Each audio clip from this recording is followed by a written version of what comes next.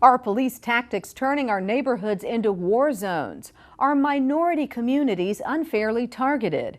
This is DC Breakdown. I'm Angela Ray. Let's get started.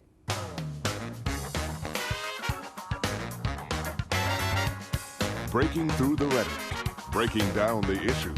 From the nation's capital, this is DC Breakdown. And you see it, you heard it. It was like thump, thump, thump. And then you hear her head bouncing, bam, bam, on the concrete. How many times did he hit her?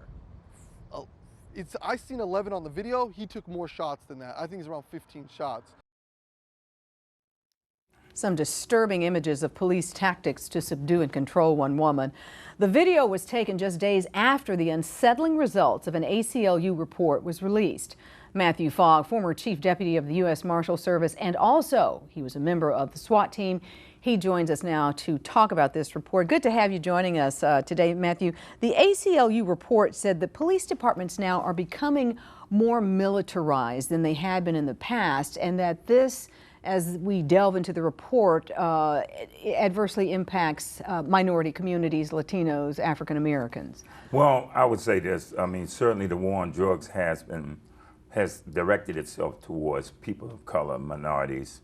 A lot of times people don't have the resources to fight back, to challenge the various tactics that we use. So yes, that is 100%. And I saw it, I observed it as a SWAT team member, not only that, as a regular enforcement operation commander over a task force. And a lot of what the SWAT team is going after is, as you said, drug related. That's right, that's right. And then what I always read about is the collateral damage, perhaps, that they went at something really hard and that a house across the way got a grenade lobbed at it and, you know, a baby was hurt or an elderly person was hurt.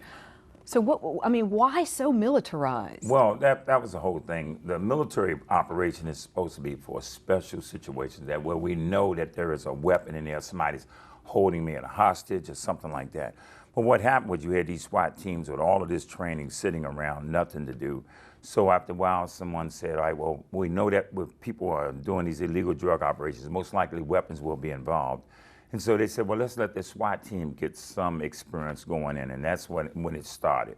But the key was, as you say, this is like a guerrilla warfare. I mean, you really, when you bring your SWAT team in, as you've seen on television, we go in with this black on, and we all sort of have a distinct mission of going in, and when we kick those doors in and we moving in, we're throwing flashbangs in there. We're doing a lot of things that you would do in a guerrilla tactical situation.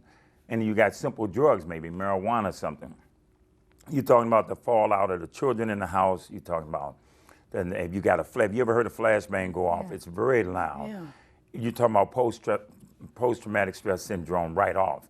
And just a situation that's chaotic. Right. Exactly. And when you got SWAT team members, see, our operation, if we go in, pretty much we need everybody doing exactly what we tell them to do. So normally civilians are not going to think that way. They're going to be running all around. And most likely that's when someone can get shot, or if you go into the wrong location, or you kicking doors and everybody's yelling, tell them get down, get up. It's a lot of stuff going on, a lot of moving parts at one time. And that can be very chaotic for a civilian family in a regular neighborhood.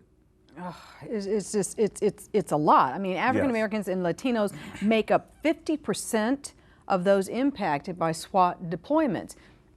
Is there something off the books that says head into minority neighborhoods? Yes. I mean, well, let me put it this way.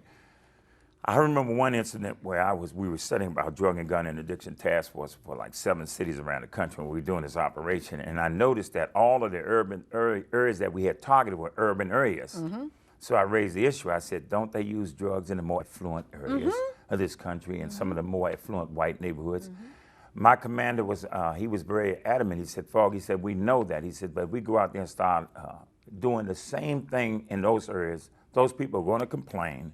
And before you know it, our operation may get shut down. So the point is, based on what he said, minorities don't complain about the police coming into their community and just having a go at whatever they want to. That's not true. There are plenty of African Americans who they're at the city council meeting, they are calling their mayor, they are doing everything they can to get these sorts of police tactics to stop. Right. And I'm not saying they don't complain. The issue is they don't have the power behind them. They don't have their politics complaints, behind right? They don't have the politics behind them. So what happens is you go into some of those more affluent neighborhoods, those folks have money, they know politicians, judges, lawyers. I mean, this is basically what my commander told me, and he said, Fogg, don't take it personal, but that's just the way it is. Now, I'm like, yes, I am taking it personal, because a lot of these folks... Why was that right for him? Why did that seem to be okay for him? And that was the issue. That was the issue. And that's where I looked at it was ethnic cleansing. But for him, it was like, look, if they're doing the drugs, then what's the problem? I'm saying because we're breaking the law, we're violating their civil rights, and we're not doing this thing equally. If it's not an equal enforcement opportunity operation, then we're violating someone's rights. So my thing was, look, let's just go over there too, and then all of this will end. Right. Because once you start going to those neighborhoods, people are going to the same way we got with the gun laws. Guns, automatic weapon fire has been killing young black children for years in black neighborhoods.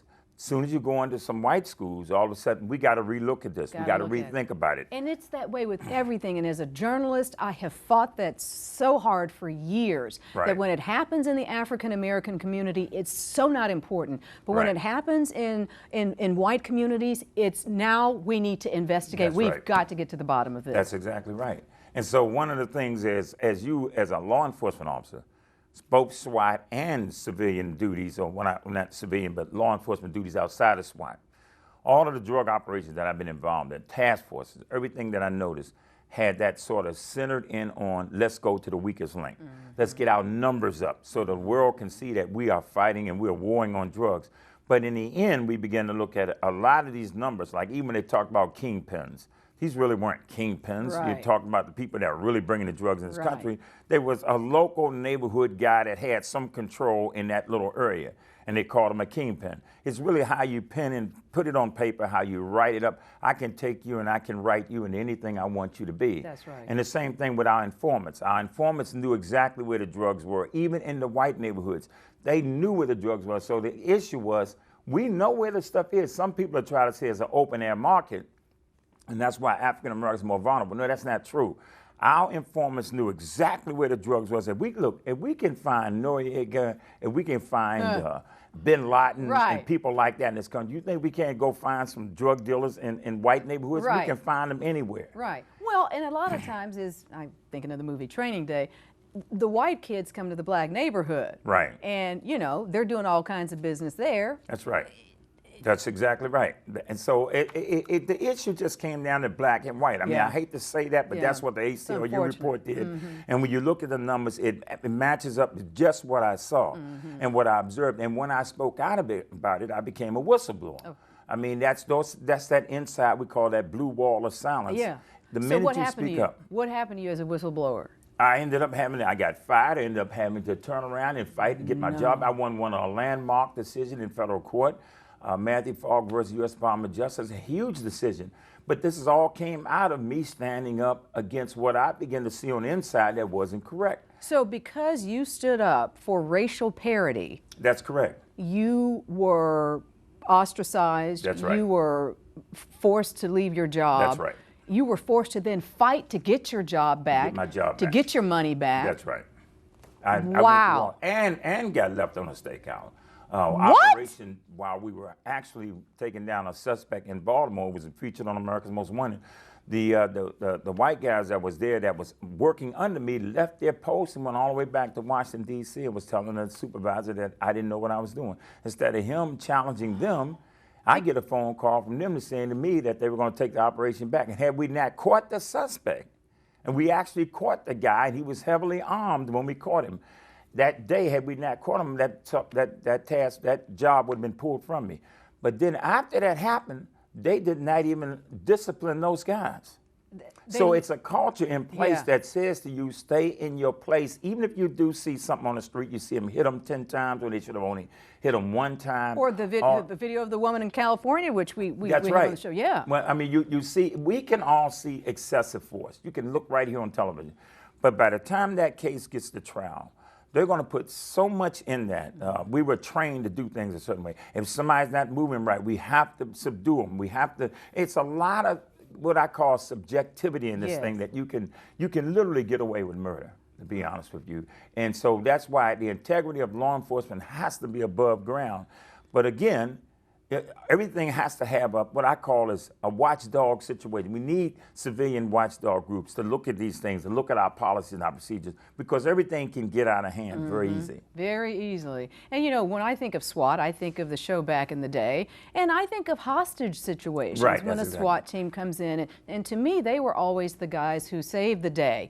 When I saw the SWAT team, I'm like, ooh, this is really important, because that's the elite group. That's right. And they know how to, you know, get somebody off of a ledge. You know, they handle the tough stuff. That's right. And it just seems like it's changed now, because back to what you said, people saw them sitting around doing nothing. Let's give you some work to do. Let's give you some and work. we're not getting the kingpins. Right, that's exactly right. We're getting these little guys who are doing this little piddly stuff. That's right. Which the federal government now is trying to pull back on that. Right. Because, you know, again, overcrowded prisons and black people, et cetera, et cetera. And that's the key. If it had been, I always say all along, and I keep reiterating it, if it was an equal enforcement opportunity operation, we wouldn't be having this issue right now, because the people who have control would have said, no, we're not going to allow this to get this out of control. Yes. But because it wasn't really affecting them, a lot of them said, well, we can talk about this later, or we can look at this and we can think about it. But nothing was being done. Now you've got 2 or 3 generations